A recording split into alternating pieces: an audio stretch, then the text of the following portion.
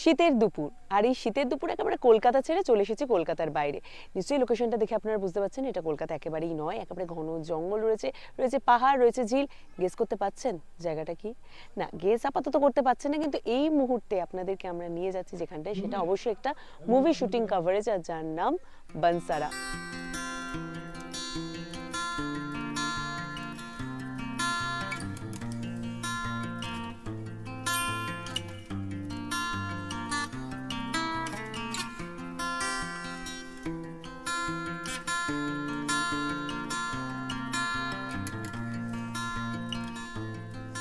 আতিউল ইসলাম পরিচালিত বনসারা ছবির শুটিং এর জন্য আমরা চলে এসেছি এই মুহূর্তে পুরুলিয়ায়, এবং সেখানে কিন্তু জোর কদমে চলছে শুটিং।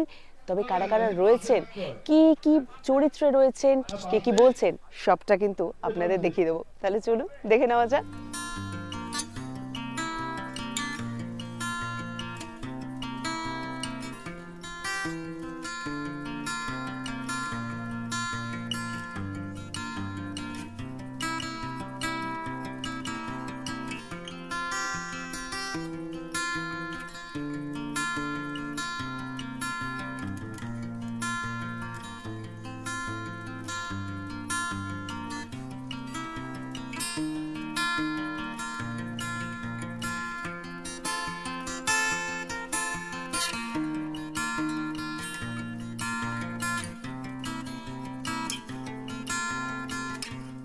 অলরেডি একটা লোকেশনে ছিলাম আমরা, এবং আরও একটি লোকেশনে চলে এসেছি, এবং দেখতে পাচ্ছেন যে কতটা ওয়াইড একটা জায়গা, এবং এত সুন্দর জায়গাটাই কিন্তু এখানেই শেষ নয়, আরও বাকি রয়েছে। দেখুন, হ্যাঁ, এইরকম একটা সেট হয়তো আমরা বলিউডে দেখতে পারি, এবং টলিউডের মধ্যে প্রচুর কমপ্লেন থাকে যে আমরা এরকম লোকেশন দেখি না, আর সেটা হয়েছে। আর সৌজন্যে অবশ্যই রয়েছে বনসারা ছবি। আমি গেছিলাম ঝাড়খণ্ডে শ্যুট করবো বলে, বাট ঝাড়খণ্ডে সেই লোকেশনে আমরা এটা পাইনি, এবং যে দেবীটা আমাদের বানানোর কথা ছিল, মানে এটা আমরা এখানের লোককে বানাতে পারি, কলকাতা থেকে বানিয়ে আমাদের নিয়ে আসতে হয়েছে। বাট এটা বানাতে সময় লেগে 3 মাস বানাতে সময় লেগেছে, এবং এখানে প্রচুর লোক মানে কাজ করে দেবীটাকে দাঁড় করাতে হয়েছে, এবং 4খানা গাড়ি করে লরি করে তাকে আনতে হয়েছে। এটা হাইট আছে 30 ফুট, এবং হিউজ একটা খরচা হয়েছে এতে। আর সিনেমাটা যেহেতু বড় প্যালেটের, এটা কিছু মনে হচ্ছে না। আর এই শুটিং স্পটটা মানে অনেক খুঁজে এসেছিলাম, 4 দিন খোঁজার পরে এই লোকেশনটা পেয়েছিলাম। অপাদি যখন প্রথম আমরা গল্প নিয়ে গেলাম, অপাদি বললো আমি নেগেটিভ ক্যারেক্টার করি না, এবং সে গল্পটা শোনার পরে বললো আমি করি না, বাট তবে এটা করব, আমার খুব ইন্টারেস্টিং লেগেছে। তারপরেই তিনি ডান করে। বাংলাতে মানে হিরো দেখে সিনেমা দেখতে কেউ যায় না, কন্টেন্ট দেখে যায়, আমার মনে হয়। এটুকু বলতে পারি, কমার্শিয়াল বেস থ্রিলার, মানে আমি ডিরেক্টর হয়ে বলছি, এটা দর্শক হয়ে বলছি, ডিরেক্টর হয়ে বলছি। পুরো মাইথোলজিক্যাল একটা থ্রিলার মুভি এটা। মেনলি যেমন দেবী পেছনে দেখতে পাচ্ছেন, তো এটা হচ্ছে বনদেবী। এই বনদেবীকে কেন্দ্র করে যেহেতু একটু রিয়েল কিছু রয়েছে, কিন্তু রিয়েল পুরোটা নয়, এটা ফুল কমার্শিয়াল। তো এই দেবীর আড়ালে কিছু কিছু মানুষ বাজে কিছু করে, আর কিছু কিছু মানুষ ইমোশন মানে মানুষকে বোঝায় যে এই দেবী সব কিছু কুসংস্কার আড়ালে অনেক বিজনেস চলে, ওই সব মিলে বসে। বাকিটা বলছি না পুরোটা, মানে ডিএসপি থেকে শুরু করে ওসি থেকে শুরু করে অনেকে ভিডিও বলছে দেবী থাকলে বেটার। মানে অনেকে আমি দেখলাম, অনেকে এখানে ছবি তুলছে, মানে ট্যুরিস্ট রাস্তা করেছি আমরা এখানে যে রাস্তা করেছি পুরো টোটালটা আমরা। এবং সবথেকে বড় ব্যাপার হচ্ছে 1 মাস ধরে এই দেবীটা তৈরি করতে লেগেছে। এবার সবাই বলছে না ভাঙতে, মানে এখানে একটা পর্যটক কেন্দ্র হোক। পনি একজন অফিসার, বাকিটা বলবো না, বাকিটা পুরো সাসপেন্স। মানে না বলবো না। অপাদিকে কোন চরিত্রে দেখা যাচ্ছে? মাফিয়া, ভুল, এখানকার মাফিয়া, পুরো নেগেটিভ। তবে আমি যখন অপাদিকে বলেছিলাম চরিত্রটা নিয়ে, অপাদি বললো যে না, আমি নেগেটিভ আসে না, মানে আমারটা আসে না, মন থেকে আসেই না। আমি বললাম তুমি শোনো আগে গল্পটা। শুনেই বললো যে না করবো, রাতে বললো যে করবো।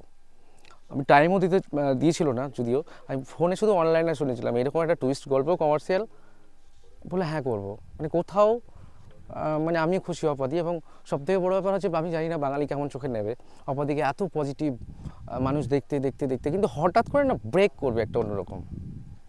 অজিতেশ নাগ, এবং লুকটা কমপ্লিটলি ডিফারেন্ট। আমি এটা দেখলাম। হ্যাঁ, একটু বিষয়টা বলো তো, অজিতেশ নাগকে আমরা কিভাবে পাচ্ছি, কোথায় পাচ্ছি? অজিতেশ নাগ বেসিক্যালি এটা বনসারা গ্রামে, এবং সেখানে আমি এসেছি। এই অজিতেশ নাগ বলেছে তো ওই জন্য সব খুলে ফেলছি। তো ওই এবার জন্য- চরিত্রে ঢুকে হ্যাঁ, গেছে। তো ওই জন্য আমার মনে হয় যে হ্যাঁ। একদম অন্য একটা চরিত্র, যেখানে ক্যারেক্টারটা পুরোপুরি সিরিয়াস একটা ক্যারেক্টার, এবং সে মানে এরকম না যে ইয়ার্কি ফাজলামি মারে।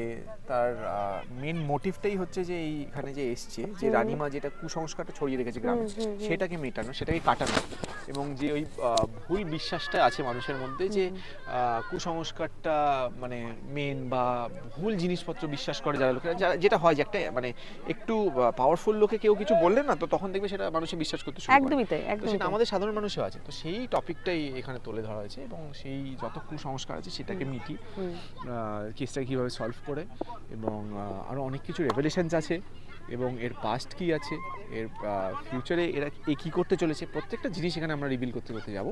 এবং খুব ইন্টারেস্টিং কয়েকটা জিনিস আছে, এবং অনেকে বলছে যে কেন দাড়ি, পুলিশের তো দাড়ি হয় না, এটা অনেকেই ট্রোল করছে, ইনফ্লুয়েন্সার মানে ইউটিউবাররা যে বলছে এই কথাগুলো। তো আমার মনে হয় যে এটা কারণ আছে, সব কিছুর কারণ আছে। সিনেমাটা যতক্ষণ না দেখবে আমি সেটার তো উত্তর দিতে পারবো না যে কেন আছে, বাট আমি এটা বললাম যে এগুলো সব কিছুর পেছনে একটা কারণ আছে, এবং আমরা যখন লুকটার ওপর এতটা খেটেছি, নিশ্চয়ই শুধুমাত্র ওই দাড়ি ওইটুকু রাখার জন্য আমরা করতাম না। তো সেটা একটা আমরা ইনফ্যাক্ট আমি এইটুকু বলতে পারি যে আমরা এটা দেখাচ্ছি যে আমরা যখন মানে অজিতেশ আসছে এই গ্রামে, তখন জাস্ট ওর ওপর যখন ওই কেসটা দেওয়া হয়, ওকে যখন এই কেসটা হ্যান্ড ওভার করা হয়, ওই জাস্ট যেটা হয় যে আমরা একটা ক্যাজুয়ালি রাখতে চেয়েছিলাম যে গোপটা আছে, ডেফিনেটলি গোপ থাকে পুলিশের, তো দাড়িটা জাস্ট একদিনের ওই জাস্ট হয় না যে ট্রিম করেছে একদিন হয়ে গেছে একদম ঘুরি ঘুরি, এই জন্য আমরা ডেলি যতটা পারছি ট্রিম Trim করছি। করা। হ্যাঁ, তো প্রত্যেকটা শটে যাওয়ার আগে মানে প্রত্যেক দিন শটে যাওয়ার আগে আমরা ট্রিম করে করে যাচ্ছি, ওই মানে অ্যাজ ইফ একদিন হয়েছে, জাস্ট ওই একটা হালকা মানে ওই রকম না যে একদম পুরো ক্লিন চকচকে, সেই জিনিসটা আমি মেনটেন করছি।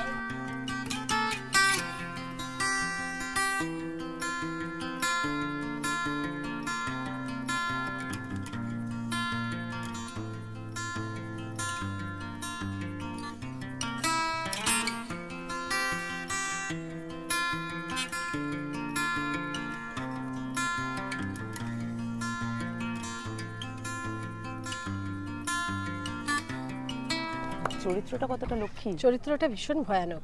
অলক্ষী কথাটা বলতে পারি না, সেটা আমি ব্যবহার করতে পারি না, কারণ মানুষ ভালো হোক খারাপ হোক দেবতার বাস তার মধ্যে, কিন্তু চরিত্র হচ্ছে ভয়ঙ্কর, ভয়ঙ্কর একজন মহিলার চরিত্র, এবং যিনি যার জীবনে পজিটিভিটি বলে কিচ্ছু নেই, শুধু নেগেটিভিটির মধ্যেই বাস করেন, সেরকম একটি চরিত্রে আমি অভিনয় ওমা একেবারে তো অপোজিট একটা ক্যারেক্টার তোমার। একদম অপোজিট একটা ক্যারেক্টার, এবং আমি নেগেটিভ চরিত্র করতে ভালোবাসি না, কারণ আমি অভিনয়ের ব্যাপারে তো ভীষণ স্পন্টেনিয়াস, আমি যখন অভিনয় করি ওটাই আমি, অভিনয় যখন আমি করি ওটাই আমি তো অভিনয় করি না, সুতরাং আমার মনে হয় যে নেগেটিভ চরিত্র করলে সেটা আমার মধ্যে একটা ইম্প্যাক্ট তৈরি করে।